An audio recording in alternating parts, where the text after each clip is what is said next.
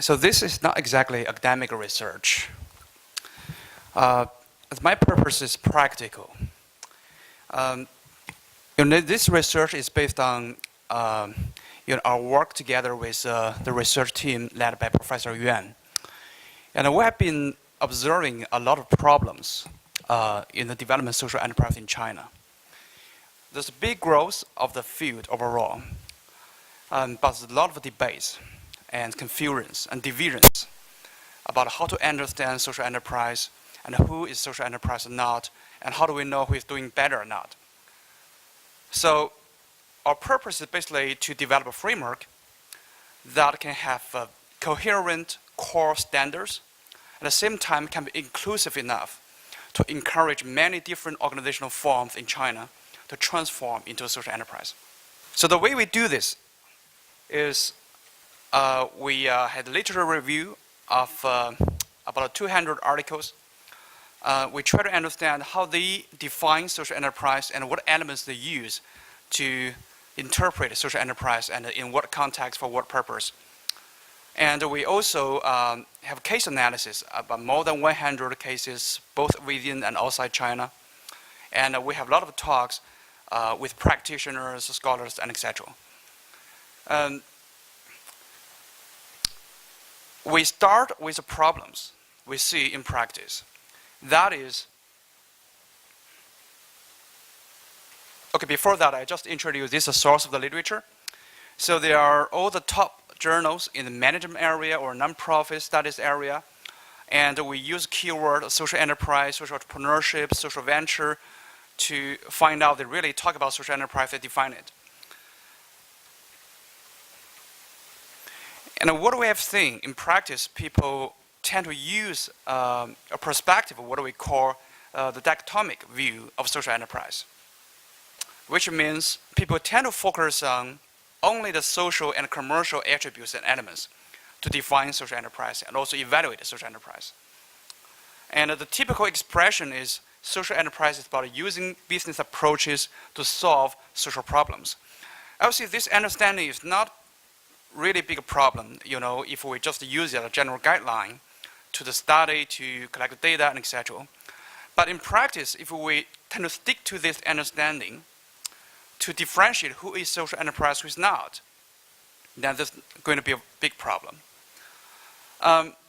So the first step we do is based on this dichotomic view to understand what existing studies actually talk about. So if we only focus on social and business attributes to understand the definition in the existing studies, we see basically there are three groups of ideas about what is social enterprise and what is not. So I'm not saying these studies understand social enterprise in this way, but if we only use dichotomic view to analyze the literature, we're going to see this pattern. So the first school is about social objective priority. The majority of scholars following this school, they believe the business goal should be subordinated to the social goal, and they should serve your social purpose. And the organizations they use as cases usually include like cooperative, association, trading NPO, community, enterprise, development, trust, fair trade organization. While the second school of thought is about social business balance, because the scholars believe as a social enterprise, your social goal and business goal are equally important. And you have to purposefully keep a balanced and coordinated relationship between them. And usually they look at cases as the B Corp, LC3, or low profit limited corporation, or flexible purpose corporation, community interest company. Then there are very small number of articles. I call them exclusive social objective because they believe the only social element is necessary to define social enterprise. We do not even need to look into the business aspects. And the way they define social enterprise is about innovativeness, it's about how much social impact you generate, and how entrepreneurial you are, but not how much revenue you generate from the market. So if we only focus on the dichotomic view, we're going to see this pattern exist in literature. But what we believe, if we look at the literature more closer, we're going to see many other elements actually scholars use to define social enterprise way beyond social and economic elements.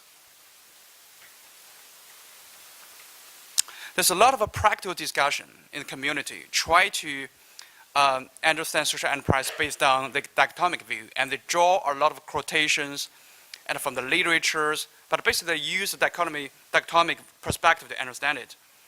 I see a lot of problems if you focus on this perspective. First, you try to have very simplistic understanding of existing studies, because the studies actually involve many elements beyond social economic attributes. And you also tend to overlook the variance of the understanding of the social and economic attributes in different schools. So for example, even though we talk about social element, the different schools will have different understandings. Some scholars focus on very specific social objective, but other scholars may look at overall social logic or public purpose. And some scholars talk about a very specific business technique or revenue generating mechanism, where other scholars talk about overall business logic, whether you have business sense, something like that. So even though we talk about social and business, if we forget about the variance of how scholars look at them, actually we talk about different things. It causes a lot of confusion. Well, the second problem is, I think the dichotomic view causes unnecessary confusion and divergence in understanding social enterprise, because there's a huge debate about, okay, if you look too commercial, whether you're a social enterprise or not, or if you distribute more than 50% of profits, you're a social enterprise or not. And I think this kind of discussion is kind of unnecessary. It's not realistic in China. And the dichotomic view also fails to differentiate good social enterprise from good marketing. The many businesses, they claim to have very strong social mission, and they have very beautiful business model. Then a lot of people only focus on the business model to see it should be simple social enterprise. But actually the risk of mission drift is very high. So if you only focus on the two elements, it's hard to differentiate authentic social enterprise from social marketing. Another problem is dichotomic view fails to capture the individual difference in a highly diverse and complicated field of social enterprise. It doesn't really tell you, if you have model, how innovative it is, how unique it is, how it can generate unique social impact that other similar models cannot generate. I think a really useful framework to define and understand social enterprise in China should be able to provide space to accommodate the different models. So we need to incorporate the element like innovation, like capability, opportunity recognition, risk-taking, something like this, to understand the nuances of different models generating social impact. Well, the last but also very important is that dichotomic view have a bias towards certain type of social enterprises, especially the one that provides products and services in the market. It excludes a large number of nonprofits that have some revenue from the market, or even they do not have a lot of revenue from the market, but they're also very innovative and generate a huge social impact. So I think this view hinders the biodiversity of the field. So we suggest we need a multidimensional framework of defining and categorizing social enterprise in China. And we provide, based on the literature, a combinative view of social enterprise.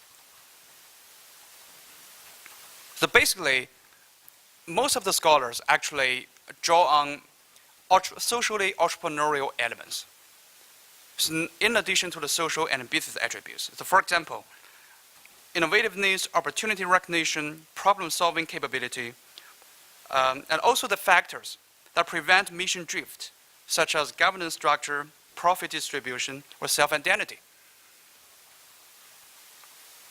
So if we look through all the 200 articles, at least we can capture two more elements in addition to social and commercial ones.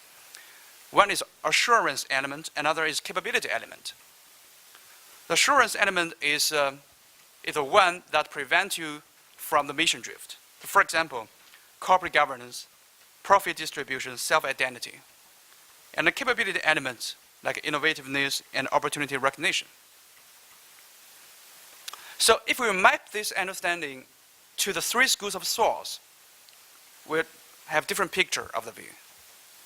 We can see for each of the three schools of thought, that at least 50% of the scholars, they define social enterprises using the elements in addition to social and commercial elements. Right? So based on this understanding, we try to have a framework that has a unified set of core criteria to see whether you are a social enterprise or not, and we have inclusive standards. So we have different categories to capture the variety of social enterprise practices. And this framework should have a wide usability for different parts of our work in building the ecology of social enterprise. Well, these four defining criteria are what we draw from the literature and what we believe are pretty important because they're specific to the Chinese characteristics. So for example, social priority, this is commonly understood. There's no argument about this. And basically, we agree with the social objective priority school in setting this criteria.